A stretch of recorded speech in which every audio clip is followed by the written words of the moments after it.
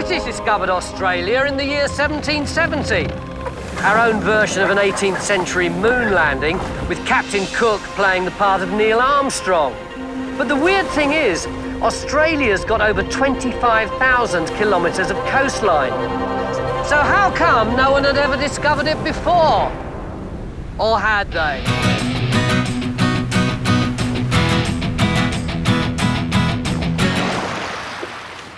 Less than 20 years after Cook's voyage of discovery, the first fleet arrived off the shores of Australia. This is what we learn at school, isn't it? In 1788, the first Europeans ever to settle in Australia arrived in Botany Bay. It was a hugely ambitious project. Around about 1,500 people, men, women and children, mostly convicts, transported to an unknown land 17,000 kilometres away. And that was the start of the biggest migration of humans by sea in history. It was a grim time in England. Petty crime was spiralling out of control. The jails were so overcrowded that the hulks of old ships were being used to house prisoners. England was running out of space, and the quick cure to her social ills was to send the problem offshore. At the time of the First Fleet, 23 women were convicted in London of offences that carried the death penalty. All were pardoned, provided they were prepared to go to New South Wales for the rest of their natural lives. Of the 23, only 16 agreed. The other 7 elected to die rather than come here to Australia. This is the place that England's criminals considered a fate worse than death. For men at this time, the death penalty meant being hanged. But women who committed serious crimes could still be burned at the stake. That they were prepared to risk that terrible fate shows the desperate fear they had of being exiled to the other side of the world.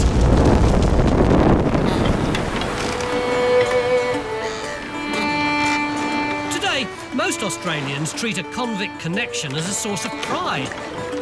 So having a first fleeter in the family is a bit like being minor royalty. My great-great-great-great-grandmother was sentenced to hang for stealing at gunpoint coins from her employer. My great-great-great-great-great-grandfather was Edward Kimberley. He was arrested near Coventry for stealing several parcels of muslin. Lydia was my great-great-great-great-grandmother.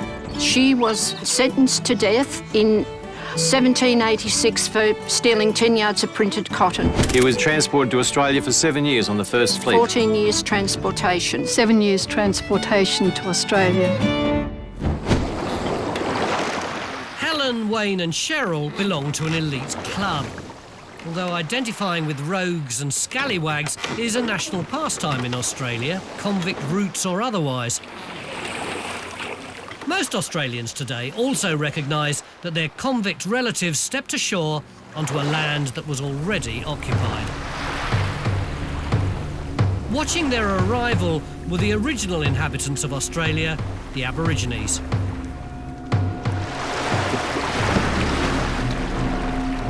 If you want to talk about Australian ancestry, Professor Eric Wilmot's family tree goes back not 200 years, but literally thousands. If we'd been Aboriginal people looking out to sea on that day, what would we have seen? You'd have seen a group of what appeared to be human beings land here. They appeared human, like the people watching them. But once you got close to them, they appeared different. For Aboriginal people, it was a fascinating idea that they weren't as alone in this part of the world as they thought they were. But I've heard that they thought what they were seeing was something like ghosts or cloud people. Well, the cloud person thing came from their ships, because the ships appeared on the horizon like clouds, which slowly, if you watch them, they turned into ships. And these were the people from the cloud ships. And the clothes had splashes of white over them. Now, white is a kind of an alarm colour. If you look at an Aboriginal ceremony, main dancers come in, the ones that are supposed to carry a bit of shock, don't be painted white.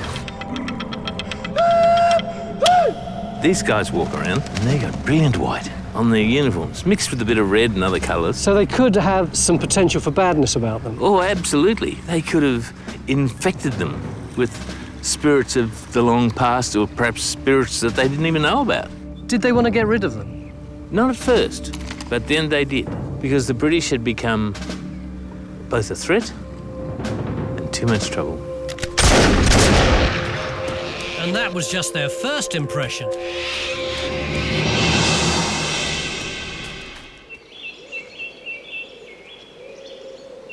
The arrival of the First Fleet marked the start of an English colony in Australia, which only happened because of Cook's journey in the late 18th century. But that's the British story. Many other nations were sailing the high seas in a race to find a great southern land. And there's one first contact theory that blows all others out of the water. I'm heading to a secret location not all that far from where Captain Cook first landed. My guide is an environmentalist named Jake Kasser, who subscribes to a very radical take on history. What's more, he's going to show me the evidence. Well, this is the last place you'd expect to see Egyptian hieroglyphs, isn't it? There are so many. There's a load over here, and up here as well. Do we know what they say? There's a story I heard from an old lady when I was a young fella growing up not far from here, and this is just local folklore, Tony.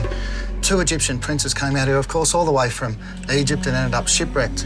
And they've made their way up the hill where one of the brothers got bitten by a snake, and this may be a representation of the snake here with the horned viper, and the 2 little birds may represent the Egyptian princes. So one of the brothers was bitten by a snake and passed away, and the other Egyptian brother lived his life out here with the local tribe. So this is independent Aboriginal folklore that tells the same story about Egyptians? Yeah, well, there's a group out at Penrith, a tribe out in the Sydney area that apparently use a lot of Egyptian words in their language. Also in Western Australia, they say that they've got the same word for sun, Ra. There's a criticism, isn't there, that actually the Egyptians didn't have the technology to sail boats all this way 4,000 years ago. I've heard that, but if the Aboriginal people came over on canoes and the Maori went to the land of the long white cloud in canoes, I can't see why the Egyptians couldn't do it. I mean, they had flushable toilets a couple of thousand years before Christ. You're very robust about this, aren't you? You believe it? Well, if it is genuine, then it could really change history the way we know it. Just a bit, mate.